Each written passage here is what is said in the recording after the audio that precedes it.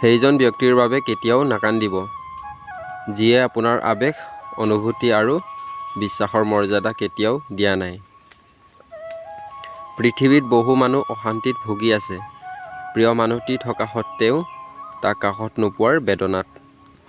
যিয়ে তোমাক সঁচাকৈ ভাল পাব তেওঁ তোমাক সন্দেহ কৰিবই, কাৰণ তেওঁ তাৰ প্ৰিয়জনৰ ভাগ কাকো দিব নিবিচাৰে।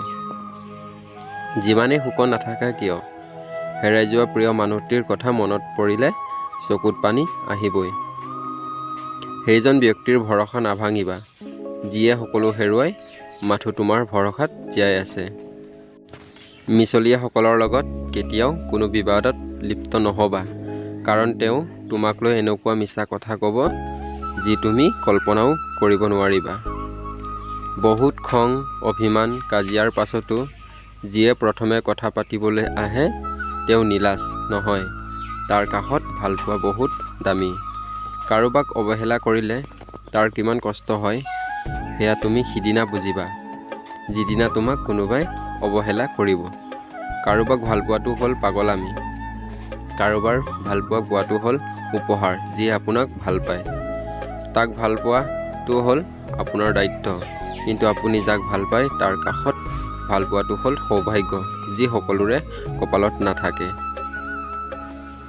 জীৱন হ'ল এনেকুৱা এখন কিতাপ যাৰ হাজাৰ হাজাৰ পৃষ্ঠা আপুনি আজিলৈকে পঢ়া নাই।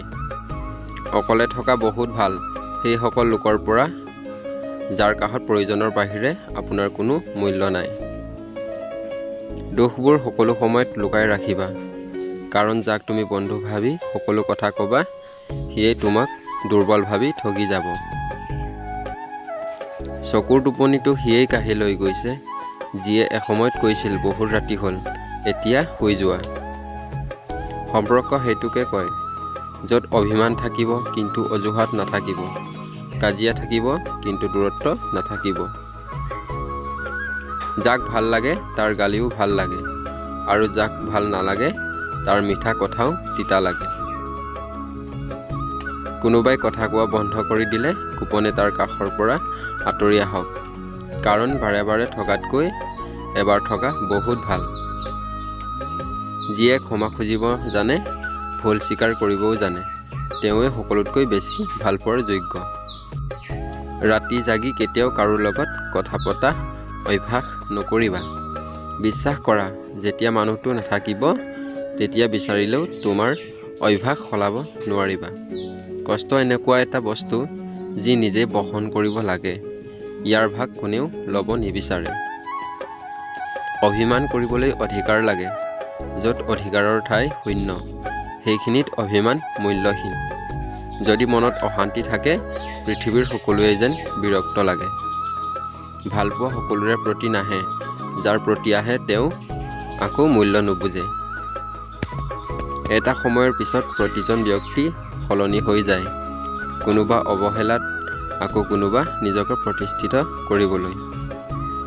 ভালপোৱা বুজাবলৈ কেতিয়াও হাজাৰ হাজাৰ কথা খৰচ কৰাৰ দৰকাৰ নাই, কাৰণ যিয়ে বুজিব তেওঁ চকুৰ ভাষা দেখিয়ে বুজিব, আৰু যিয়ে নুবুজে তাৰ বাবে জীৱন দিলেও নুবুজে। প্ৰতিটো ভুলে মানুহক এটাকৈ শিক্ষা দিয়ে, আৰু প্ৰতিটো শিক্ষাই মানুহক পৰিৱৰ্তন কৰি দিয়ে। কিছুমান মানুহ আছে যিসকলে অপৰাধ নকৰিলেও আনৰ কাষত সকলো সময়ত দুখী হৈ থাকে। সময় আৰু আপোনজনে যেতিয়া একেলগে আঘাত দিয়ে তেতিয়া মানুহ বাহিৰৰ পৰা নহয় ভিতৰৰ পৰা পাথৰ হৈ যায়। যিয়ে ধোকা দিয়ে তেওঁ চালাক হ'ব পাৰে, কিন্তু যিয়ে ধোকা খায় তেওঁ মূৰ্খ নহয়, তেওঁ বিশ্বাসী।